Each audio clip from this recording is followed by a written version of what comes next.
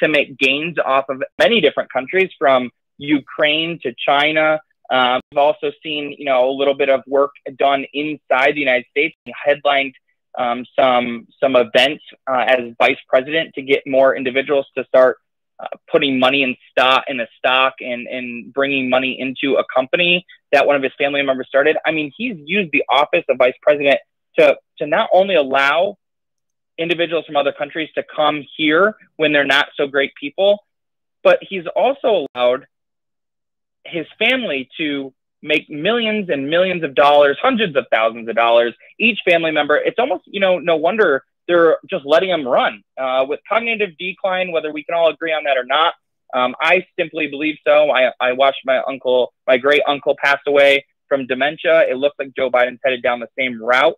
Nonetheless, no wonder his family and his campaign staff won't stop him from running for president. Why? One, he really seems like their only hope, which is kind of sad. And two, you know, his family wants to profit a little bit more when and if he became president of the United States, which I don't ever believe that he would be. And he's a big threat to this democracy. I think he'll make great points, especially with our southern border. Nonetheless, one more point I want to make real quick. The southern border. Obama and Biden are the ones that put kids in cages to begin with. I think a lot of people forget about that as well. Obama and Biden had failed policies from Canada, Mexico. You know, look at the USMCA trade deal that Trump passed and is helping farmers and manufacturers across this nation. I really think a lot of people are forgetting things, and it's starting to get irritating, to say the least. Chad, this is the mistake I think you're making, and I don't mean to be critical, but I just want to point this out. You keep saying people are forgetting or people forgot. The bottom line is they never knew.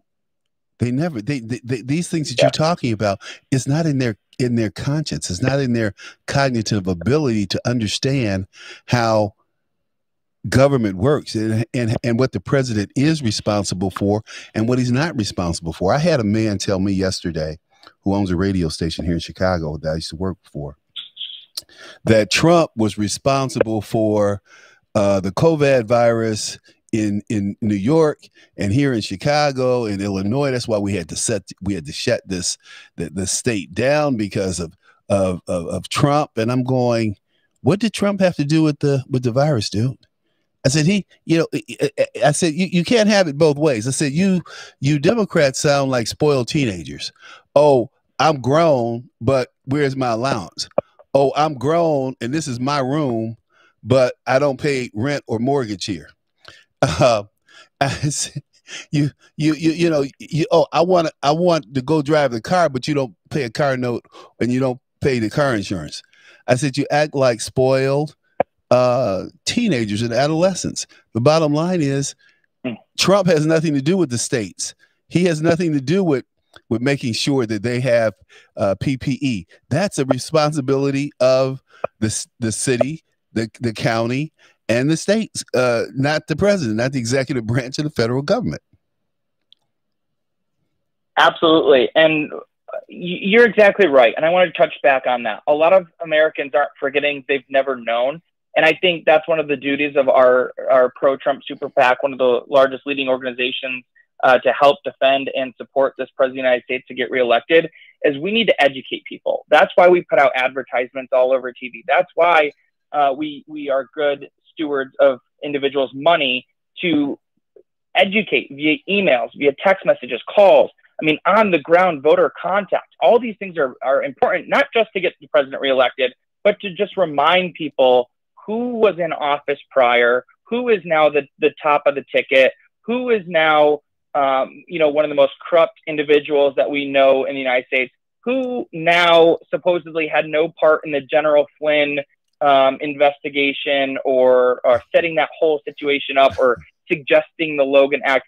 People are not educated. And I think one of the most important parts of our role here at the Committee to Defend the President is not just to get President Trump reelected, it's to educate voters as to why they should go to the polls on November 3rd of 2020 and get President Trump reelected and not allow Obama or Biden. Obama's really behind Biden now because he's helping him fundraise. So I say Obama 2.0, but whatever you want to call him, the former vice president of the United States, to be respectful. A lot of people just don't know. And I think you make a very valid point there And I think, we're working very hard to ensure that people know why they don't want to support him, not just because it's Joe Biden or it's a Democrat or he leans liberal on this topic. Well, we're doing our damnedest this election. Well, Chad, sure. Chad, the thing that I think Trump has going for him, and I've said this, you may not know this, but there were really two major, well, I don't consider myself major, but there were two people that I know who were calling Trump the nominee and the president before anyone else. And that was Wayne Allen Root, who has a syndicated radio show and television show over on, I think he's at Newsmax. Yeah, he's in Nevada. But he was calling Trump the winner, and I was calling Trump the winner. I called Reince Priebus, who you used to work for, and you can ask Reince this. I told Reince, I said, hey, man, I said, look, because, he had a little private number there at RNC. I called him and look, man, I was just at a function in Chicago with Trump, and he got 5 standing ovations from Democrat businessmen and women. I said, this guy is real. And this was before he walked down the steps. And I called Michael Steele, told him the same thing, because Michael was over at MSNBC blasting Trump. And I said, hey, dude, I'm telling you, this is the guy. It's not going to be Cruz. It's not going to be Bush. People aren't interested in another Bush, especially Jeb, and they're certainly not interested in Ted Cruz. I said, Donald Trump speaks for the American people. He's saying exactly what we say to each other when we're watching a ball game or across from each other at a dinner table or in a restaurant.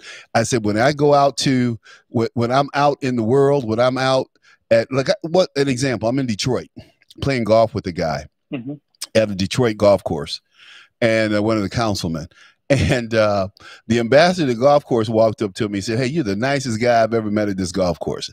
And of course, my response was, you must not know many people. He said, I've been here 30 years.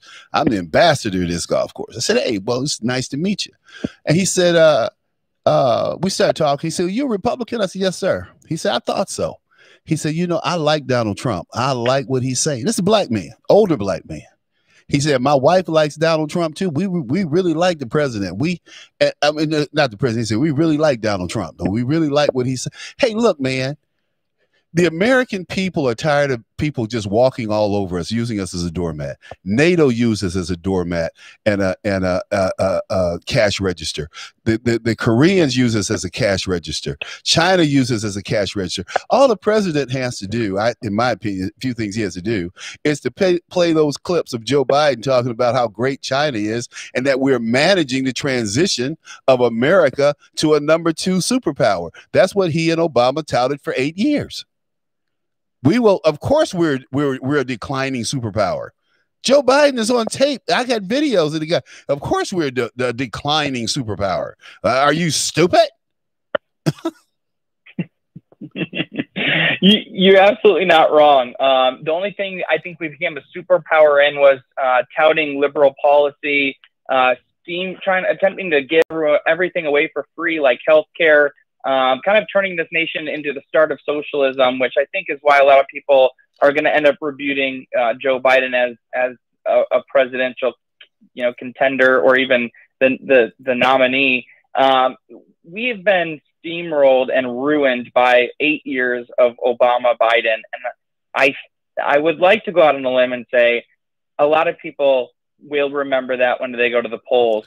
One thing that you brought up was Reince Priebus and Michael Steele as well. I actually was a former employee of the Republican National Committee under Reince Priebus for a hot minute. And then during the transition period, I helped welcome Ronna McDaniel into the chairwomanship since we are both from Michigan. I got to work there a little bit. And I think the operation has definitely changed. And I'd like to touch on that.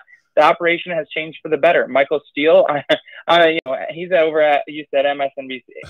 As Trump says, MSDNC, because that's basically what it is.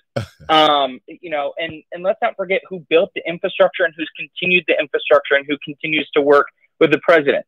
You also bring up, being African-American or a Black American, whatever you'd like to call it, and liking the president or being a Republican. I think a lot of that's going to change, especially over time. I think time will tell, but a lot of people don't understand. You can be an Asian American. You can be a Black American. You can be a Native American. You can be any kind of American and be a Republican, you know, in the United States. And liking Donald Trump for exactly what you said, saying what we all believe in, saying what we say at the dinner table, being reliable and responsible on many issues, having an answer for everything, like it or not, speaking the truth and being loyal to this country, I think goes a long, I know it goes a long way. Well, and so you make very valuable points. And I think with the Republican National Committee and under that leadership too, we are definitely seeing a faction and a silent majority across this nation growing every single day, especially with, you know, movements like Black Lives Matter and other socialist-like movements like Bernie Sanders. We're definitely seeing the silent majority grow. That's for sure. What you have to understand, what people need to understand. See, I'm an intellectual. I went to University of Michigan. I'm a University of Michigan grad and a University of Michigan. I'm a Spartan myself. Go blue, go green. It's all Big Ten. That's what I'm gonna give you. So, hey, so do you know Saul? What's Saul's last name? He used to be chairman of Michigan Republican Party. What was his name? Saul. You probably too young to remember. Anyway, yeah, that's a while back. Anyway. I was more Ron Weiser, Ronna McDaniel, and obviously Laura Cox is there now. And before that was a Showstack, Bobby Showstack. Okay, so that's I know those guys. I know Showstack. So look, this is the deal. You know, this is the deal. But Black Lives Matter has nothing to do with Black lives.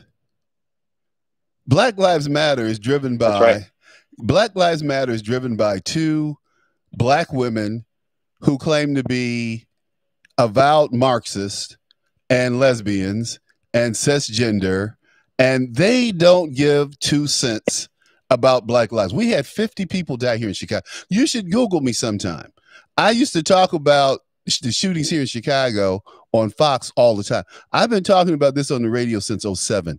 The term Chirac was coined on my radio show here in Chicago on WVON.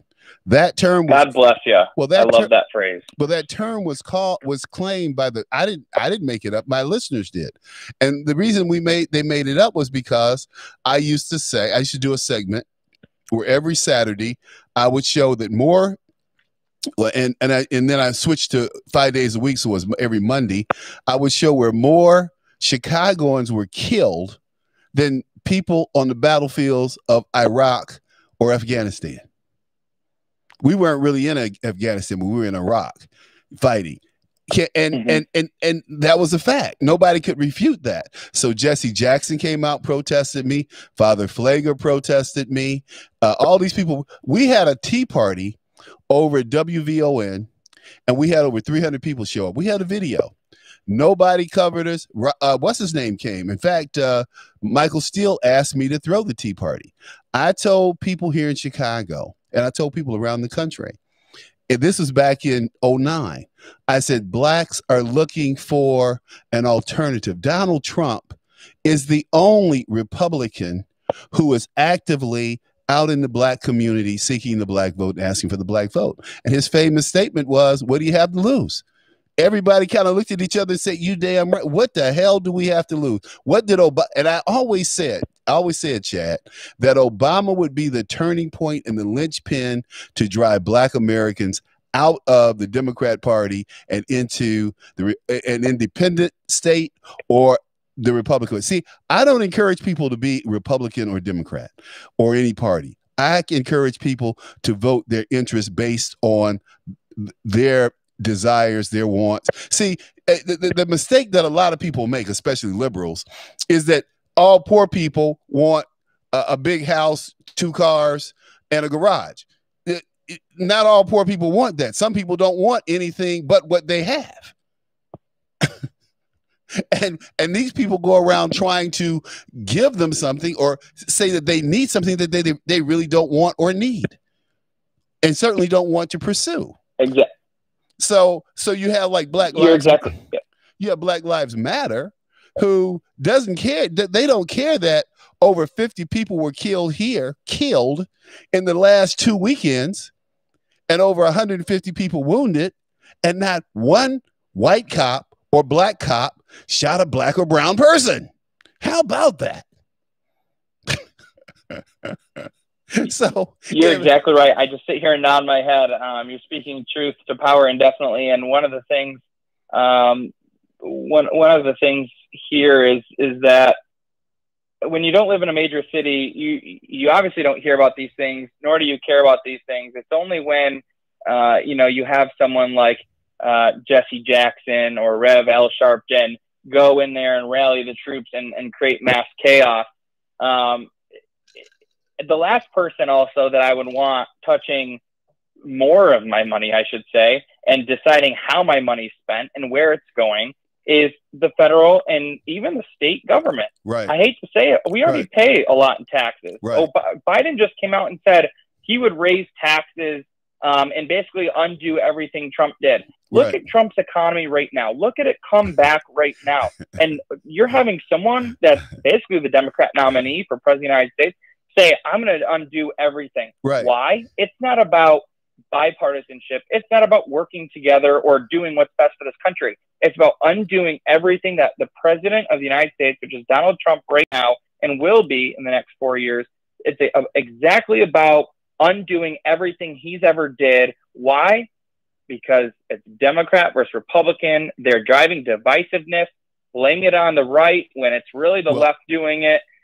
Honestly, it's appalling to me. And the last person I want to touch my money, which is exactly why I'm far against the progressive socialist left movement right now, is Democrats and especially the government. Okay. Okay, I go along. I go with that. But Chad, let me take this a step further. See, you guys, and I'm not pointing my finger at you. I'm just talking about those of you who are out here stomping for the president. See, this is what I would do if I were out there stomping for the president. First of all, I would refute the narrative that we as a country all come together, that we need to heal. America has never been together on any damn thing. That's what makes America America. We didn't all agree on World War I, where Woodrow Wilson locked up 125,000 men and women who disagreed with World War I. He sent them to prison. World War II, we had tens of thousands of conscientious objectors who were jailed, including Elijah Muhammad, who was a member of the Nation of Islam and a founder of the Nation of Islam. We certainly didn't agree on the Korean War. We didn't agree on the Civil Rights Movement. We didn't agree on Vietnam. People didn't agree on going into Afghanistan. The only thing that we halfway rallied around together was 9/11. And after 9/11, then what do? Do we go to the Middle East? Don't we go to the Middle East? Do we just drop a bomb on them and get it over with, or do we send our troops over? You know, a lot of questions are raised, but I would always have an argument. My argument would be that America is diverse. We've always had opposition to anything that we have tried to do together. And that's just the way it is. But we've always reached consensus and moved forward. They say, is America a racist country? Well, we have a history of racism. There's no, I mean, for me to sit here as an intelligent man who experienced Jim Crow and no friends who had family members who consistently talk about these issues. I mean, I had a cop who happened to be white falsely accused me and tried to make me a felon because he had two white witnesses who were going to get on the witness stand and lie on me, which would have changed my life, would have made me a felon, which meant I couldn't register as a stockbroker, which I am, or a registered financial advisor, or get a law degree, which I'm thinking about pursuing. So, but there was all this fabrication, but I prevailed. But the only reason I prevailed, Chad, was because I had money. I had the money to pay a good lawyer and a good private investigator to prove that these people were lying on me. So we have issues, but we always overcome those issues. Is America any more racist than any other country? Well, as a naval officer, I can say that, hey, I've been in and out of countries, And I didn't feel, we used to always say we got to go back to the world, which was America, and we got to deal with those issues because we were free when we were Americans when we were outside of the country. And this is back in the 70s and 80s. And it was great. But I tell you, everybody wanted to get home, regardless of how we were treated in Disneyland. We used to call outside of the U.S. Disneyland. But we always wanted to come home, and we want to come home because this is a great country. We are a great country.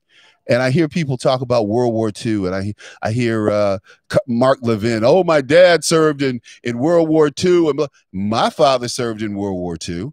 He was a cook.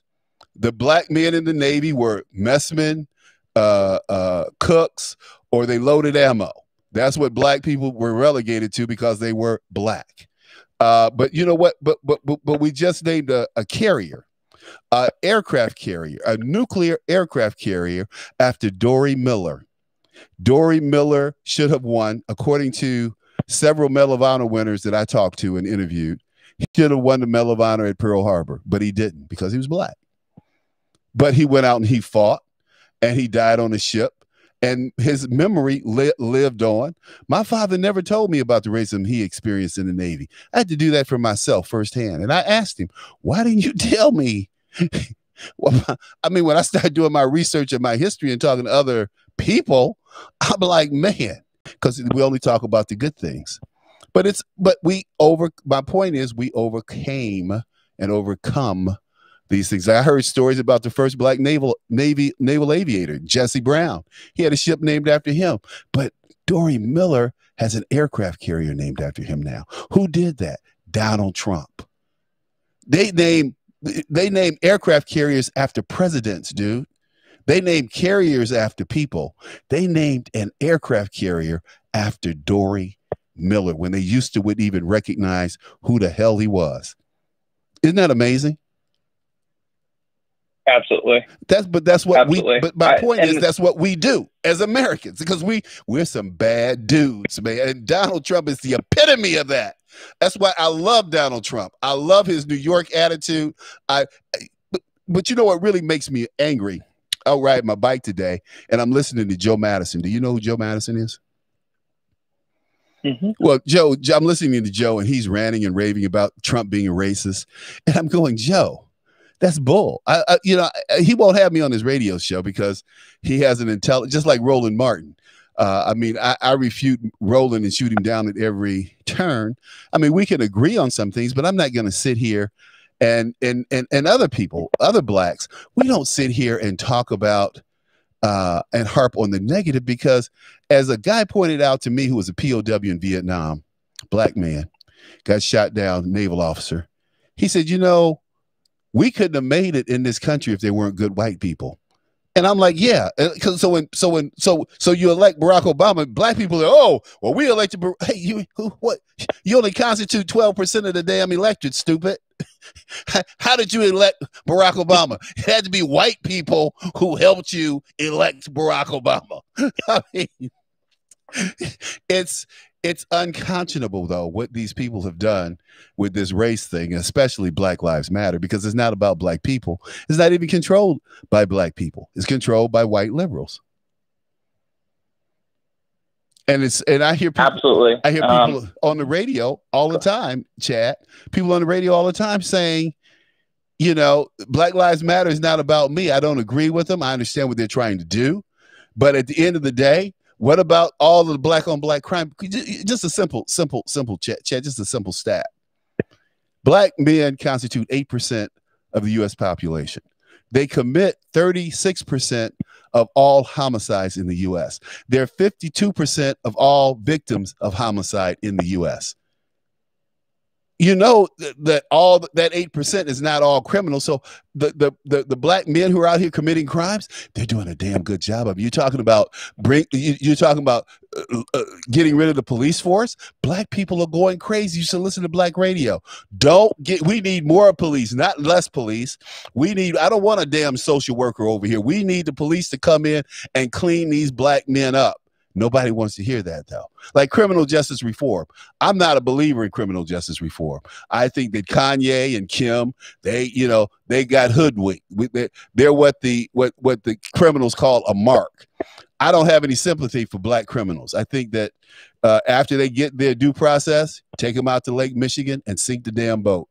Because they preyed on no one but black people. 86% of crimes committed against blacks are committed is black on black crime. 84% of crimes committed by whites are on other whites. Those are just the stats from the FBI, not me. The FBI and the Bureau of Justice, whatever they call it, statistics.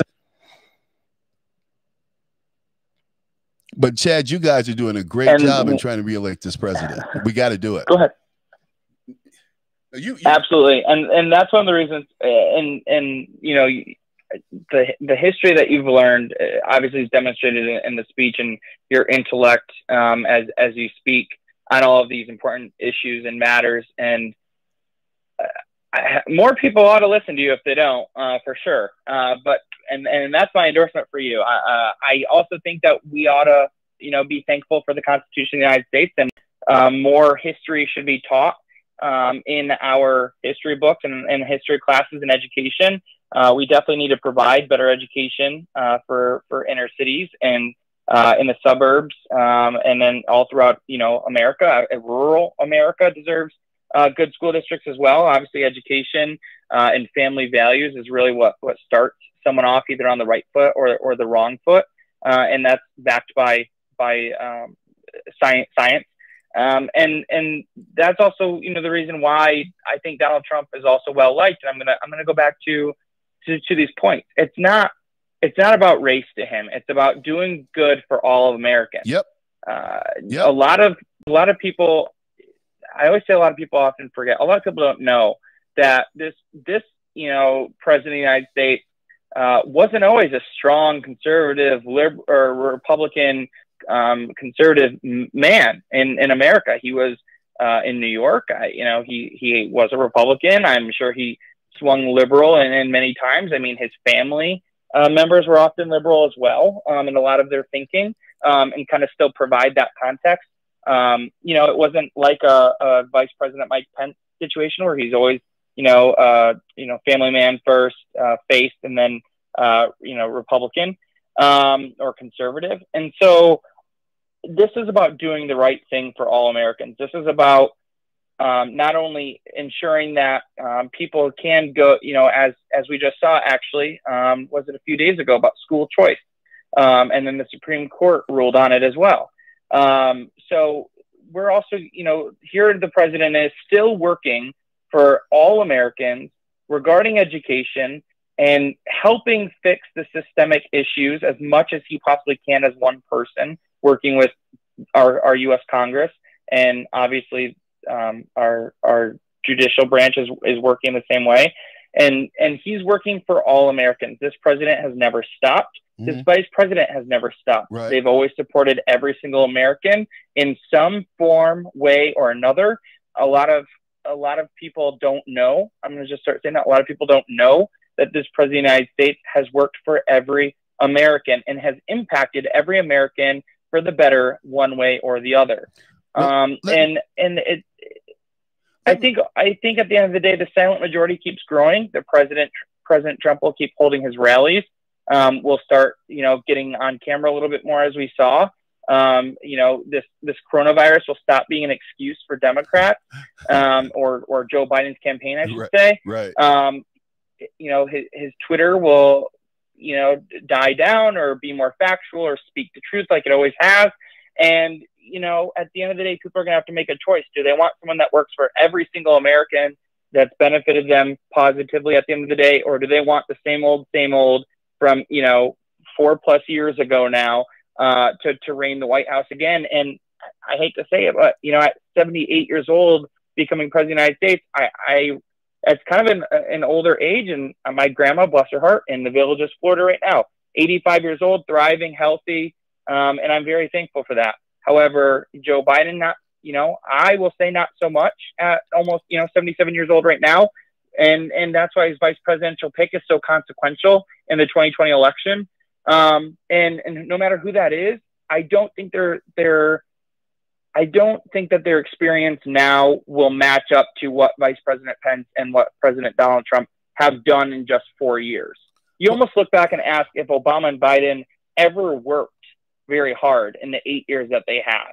No, they didn't. Because President Trump has accomplished so much in the 4 years that he's been given already. The rap on Obama was he showed up at the office at 9 o'clock.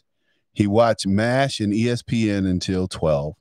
He retired to the residential area for lunch for an hour, sometimes 2. And he came back and sat in the Oval Office with his feet on the desk.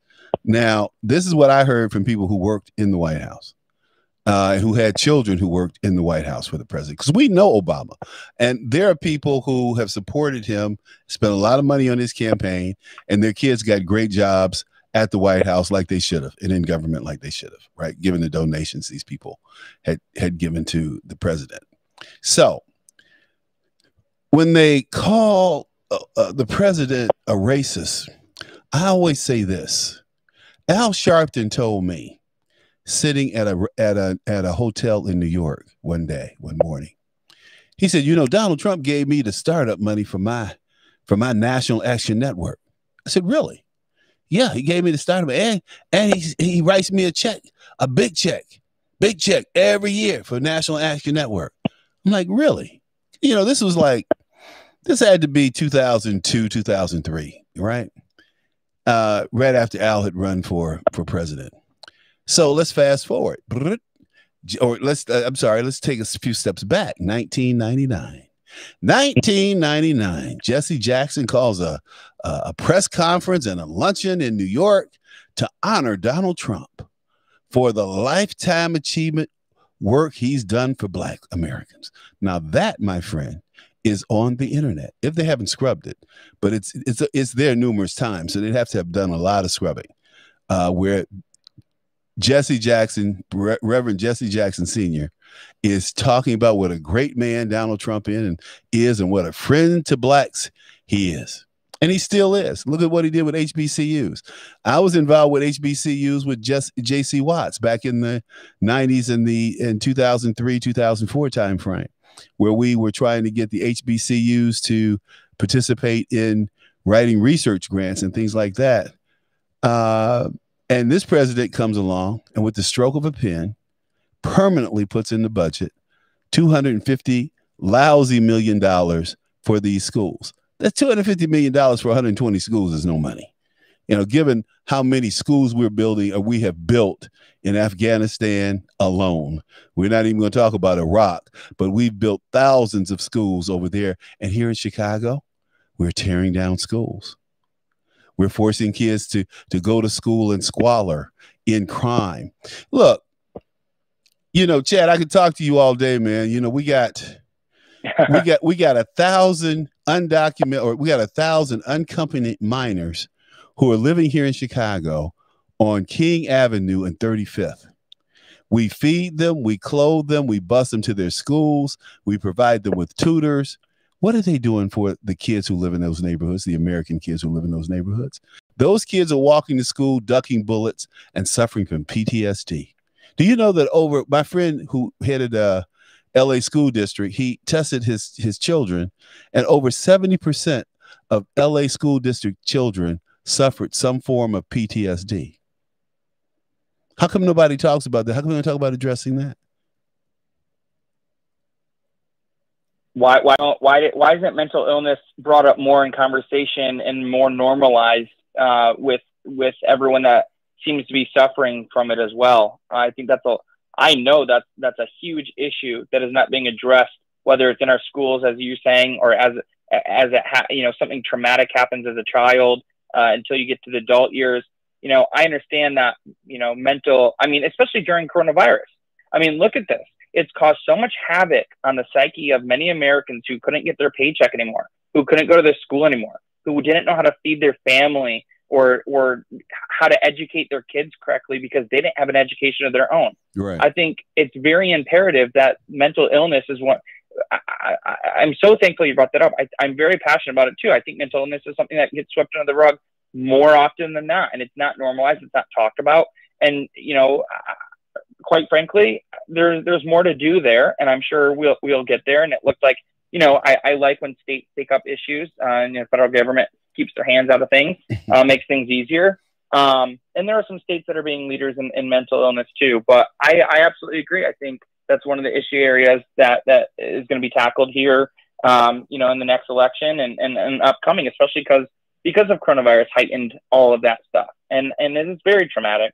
Luckily I'm pushing forward with my job, and I have my great health, and I understand many Americans can't say the same. I definitely understand that. And that's one issue area that should be talked about more, which is, I'm thankful you brought that up to your viewers and your listeners too, because, I think the conversation could get started easily, for sure. Well, we need it. And I think that the only president in my time, and I followed politics since Kennedy, really Eisenhower, because my dad, we were always talking about the interstate highway and the troops in Little Rock and all that stuff. But he's the only president that I know and that I've seen who said, I'm gonna get things done, and I'm gonna get them done now. Ronald Reagan tried, but he had too many go along to get along people around him. Donald Trump comes in, he's a business guy. I think Donald Trump is the first person to come into the White House who's a business person in about 180 years or more. So let's just say a plantation owner was a businessman, because he ran a plantation. He was running a business. And that's another thing that we need to deal with. All that, pulling down monuments. It's not black people down there pulling down those monuments. So white kids pulling down those, white people pulling down those monuments. In fact, I was on Tinder. Like I told you, I just got divorced. Been divorced for a minute. I was on Tinder, right? And this lady was like, well, I support Black Lives Matter. And I said, well, I don't. She said, so she texted me back. She said, I thought you were black. I said, I'm a very black man. That's why I don't support Black Lives Matter. It's not about black people. It's about the LGBT agenda and the cisgender agenda and all these other agendas that have absolutely nothing to do with white cops and black men being shot. Nothing. And I think this movement has absolutely nothing to do. Nothing. And it's all Democrat pushed. I think that's why, the president needs to just move forward, leave it alone. Black people are not supporting most black people that I know and don't support. They understand the concept and what it was created to address, but it's not doing that. And they realize it's been co-opted by socialists and Marxists who want to burn down America, ruin America. Where are you going to go? When people talk to me about being an African American and how proud they are, I said, wait. What country do you think you originated in? And they tell me, of course. And I go, well, why do you think, or how do you think? I said, these people are just making you feel good. They know nothing about your genetics or doing genetic testing. It's taking your money. So, of course, people get mad. And I said, what African nation? Just name me one African nation, not two, not three. One African nation that's opened up its country and said, come home, brother. We will give you a passport. We will help you to grow seeds, blah, blah, blah. No, that has not happened. And it's not going to happen. And it won't happen. And guess how many people, if they had the opportunity and someone actually said, hey, I'll send you the flight. You can get on my charter jet. You can come over here to this country. We'll give you this, whatever you need to be successful. A little house or a car, or whatever, food. How many people would actually get on that flight and go to that country and be a citizen of that country? How many people would actually do that? None. I think we saw a lot of that too when everyone said, well, if this is Hollywood now. And I'm sure a lot of Americans across this country that we don't know about because people spring things on Twitter, but I'm sure an easy Google search these days could figure it out. How many people said, oh, when Trump becomes president, I got to move to Canada. Oh, yeah. I'm going to Canada. Yeah. I can't tell you how many Hollywood actors and actresses said that. Oh, well, yeah. Guess what? I don't know if they've ever looked into going to Canada or even took the trip to Canada, but I'll tell you what, I think 99.99% of them never moved to Canada once President Trump became elected. And guess what? 4 years later, we're saying the same thing. Well, if Trump's elected for a second term, I got to go to another country. You know what? Go for it and come back. Actually, don't come back. But you know what? If you have the pride to go up there and figure out a new life for you in a new country, good for you. But I can tell you what, it's all talk, no action. And I'm the man of the exact opposite here. I believe it. Hey, Chad, so we got about 2 minutes here. So tell me, what's the game plan, dude? And how can people get involved? Yeah, absolutely. Appreciate you bringing that up and giving me the time today. I definitely appreciate it. You can visit our website, committeetodefendthepresident.com. Understand it's kind of a long URL, but once you get there, you will be pleased. You'll see our social media on our account. Follow that closely. We do a lot of calls to action. We do a lot of groundwork as we get closer to the election. We are always doing calls and emails and sending out correspondence to keep people involved and knowledgeable. As I brought up earlier, you know, this is about not just getting people to the polls or registering to vote, which we're also working on doing as well to register people as Republicans to go vote for Trump in maybe their first election or never, you know, or maybe they've never voted and they're, you know, 30, 40, 50 years old and they finally want to register. Mm-hmm. That's great. We're always looking to do that as well. So we're getting people to the polls to vote, and it's about education. You know, we're just follow our social media, join, you know, I think, I know on our website, there's a spot to become a defender today. You plug in your email and your name. We'll send you correspondence that way as well. And that's basically, what we do. You know, the game plan moving forward is to, you know, keep putting out pro-Trump messages. Obviously, we are the committee to defend the president. So when there's a time, which trust me, there's always a time to defend him from the fake news media or, you know, Joe Biden's seasoned campaign staffers attacks on Twitter or Facebook. We're always there to do that as well. We work hard, as I said, you know, Sunday through Saturday. You know, I'll get enough sleep when the election is over, and I'm sure the president of the United States will too. But I'm grateful to do this, you know, for this president and working hard. And I do appreciate the opportunity to be with you today to talk to your viewers and your listeners as well. Well, thanks, Chad. Appreciate you, man. You take us right to the end of the show. So thank you again, dude. Appreciate you. Thank you. Have a good day. You too. Hey, so you heard from Chad Banghart. He's out there working hard to reelect the president. And we'll be back tomorrow on Freedom Friday. So tune us in. We'll be doing our thing. Okay?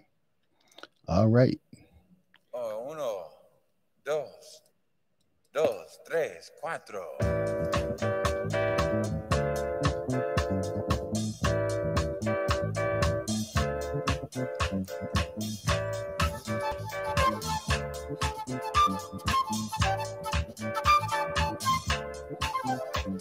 You see that black boy over there running scared, his old man in a bottle. He done quit his 9 to 5, he drank full time, and now he's living in a bottle.